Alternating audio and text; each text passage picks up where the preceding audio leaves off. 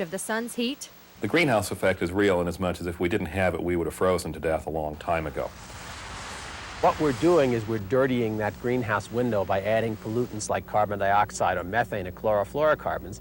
And that trapping of heat near the surface should lead to a warming that literally could be unprecedented in the terms of human civilization into the next century. Warmer temperatures are, in fact, being documented globally. And if they continue to go up, the effects could be devastating. Some say melting ice caps will cause massive flooding and rainfall will decrease. The problem is burning fossil fuels, which could also be the start of an endless cycle, as we'll have to continue to burn more of them to make electricity for our air conditioners. They also say that animal species won't be able to adapt as quickly as temperatures rise. We're already looking at many millions, at least hundreds of thousands of species being lost by the end of this century just because of habitat destruction alone, because of deforestation in the tropics largely. But if you put this together with global warming, the two together will cause many, many extinctions. Scientists have done studies along the Skyline Drive and the Blue Ridge Parkway, and they've found astoundingly high levels of ozone smog pollution. And what they've discovered is that this smog pollution travels from hundreds of miles, maybe as far away as the Ohio River Valley, and that this smog is in fact causing dramatic growth reductions and visual damage on trees and white pine in the Shenandoah National Park.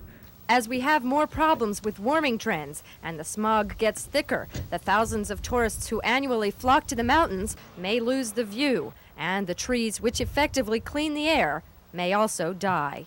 Over the next decade, scientists hope to gain a better understanding of this complex issue, but conservationists fear by the time we learn some answers, the damage may be irreversible. Noreen, Turyn, News Center 13.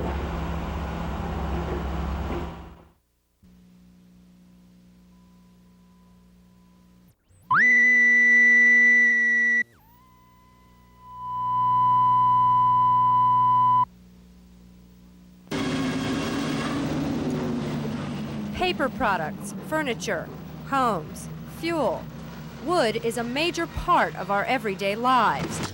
But are we excessive in our demands on timber? In some areas, I'm sure that there is overuse. I think some people have the philosophy of total exploitation. They'll say, when we get this used, when we use this resource up, technology will come along and the science community will come along and produce something to substitute for that, to take its place. Nearly 80% of Virginia's forests are privately owned, and for those owners, their timber is a crop like wheat or corn, grown specifically to be harvested. But the methods of harvesting are often questioned. Of the several ways of cutting down trees, clear cutting is probably the worst. It's also probably the most advantageous from the user's point of view. Clear cutting benefits us all because we get to use the raw material that we're taking off for paper, pencils, whatever we need, building homes, and then, you know, you're making way for a new stand to come in. As a piece of scenic beauty, it completely destroys it. The select cutting would not do that. The select cutting would take the individual trees out, leave enough trees so you would still think you're in a forest. Clear cutting, we know, looks bad, but it is the best way that we can reestablish a stand, or either Mother Nature reestablish a stand. But some claim hardwood stands are being replaced by softer evergreens, and others say the hardwoods are not being used wisely. In this part of the country, anyhow, the timber harvesting goes strictly for pulpwood. Nobody uses oak to make lumber for house building. And in my opinion, that's not a very high-level usage of our trees. National forests have designated areas for the sale of timber. We have a modest timber sale program. In any given year, we cut less than 1/2 of 1% of the national forest.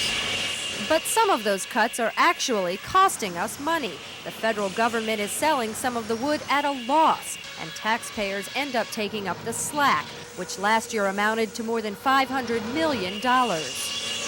So conservationists question whether too many trees are being cut unnecessarily.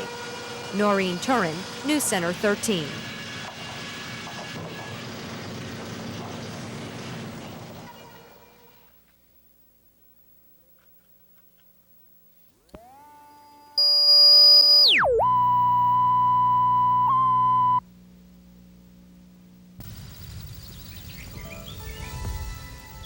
Environmental awareness is becoming more widespread. Sometimes the outlook seems gloomy, but in fact we do have a lot of protected land.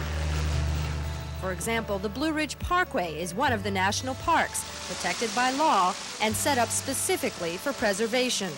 Areas that apparently have never been touched by human hand. Trees have not been cut. There have never been any roads, and those areas are designated as wilderness. If you want to get into them, it's a pack on your back and walk into it and experience it as best we can, the way we feel like that has been since European man set foot on this continent.